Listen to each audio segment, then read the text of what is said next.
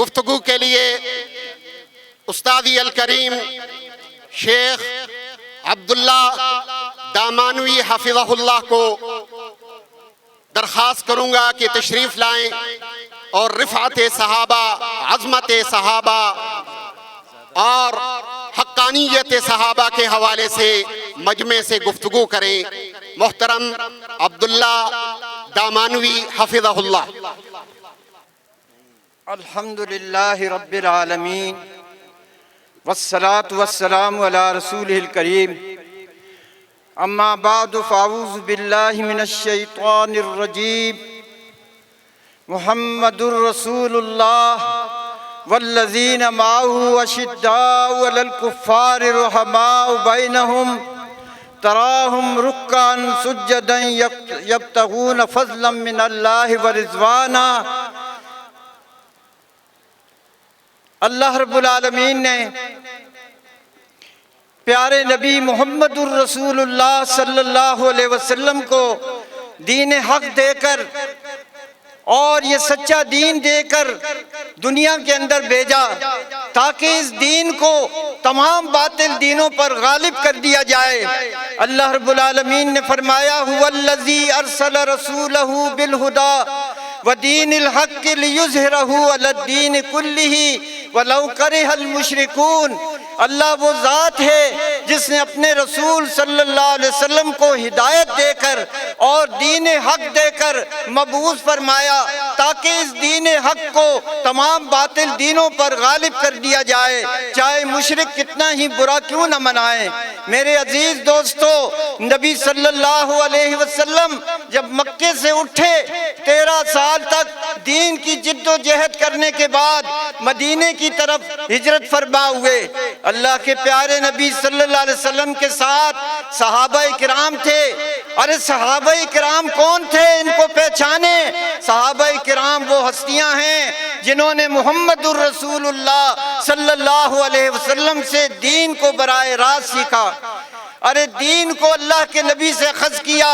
پیارے نبی محمد الرسول اللہ صلی اللہ علیہ وسلم نے ان صحابہ کے حوالے قرآن کیا۔ ان صحابہ کرام نے نبی کی سیرت سیکھی، نبی صلی اللہ علیہ وسلم کی حدیث سیکھی۔ پورا دین جو ہے صحابہ کرام اس کے راوی ہیں۔ پوری امت تک صحابہ کرام نے اس دین کو منتقل کیا۔ اندازہ کریں صحابہ کے مقام کا، صحابہ کی عظمت اور شان کا کہ اللہ رب العالمین نے ان کو کیا شان دی ہے۔ پیارے نبی صلی اللہ علیہ وسلم آخری حج کے موقع پر صحابہ کرام کے سامنے کھڑے ہیں اور فرما رہے ہیں کہ لوگوں، کیا میں نے جو دین اللہ نے مجھے عطا فرمایا تھا کیا وہ میں نے سب کا سب تمہارے حوالے کر دیا کہ نہیں کیا؟ صحابہ کرام نے ایک زبان ہو کر کہا ہاں اللہ کے رسول صلی اللہ علیہ وسلم، واقعی آپ نے اللہ کی وہ امانت آپ نے جو ہے پہنچا دی۔ نبی علیہ السلام آسمان کی طرف دیکھتے ہیں اور فرماتے ہیں اللہم اشہد، اللہم اشہد، اے اللہ تو گواہ رہنا، اے اللہ تو گواہ رہنا، میں نے تیرا دین ان لوگوں تک پہنچا دیا۔ اور پھر کیا فرمایا؟ ان صحابہ سے فرمایا لِيُبَلِّغُ الشَّاهِدُ الْغَائِبَ، سن لو کہ تم میں سے جو یہاں موجود ہیں وہ اس دین کو ان لوگوں تک پہنچا دیں جو یہاں موجود نہیں۔ آج اللہ کے بندو، اللہ کا یہ سچا دین ہمیں صحابہ کرام کی وجہ سے ملا ہے۔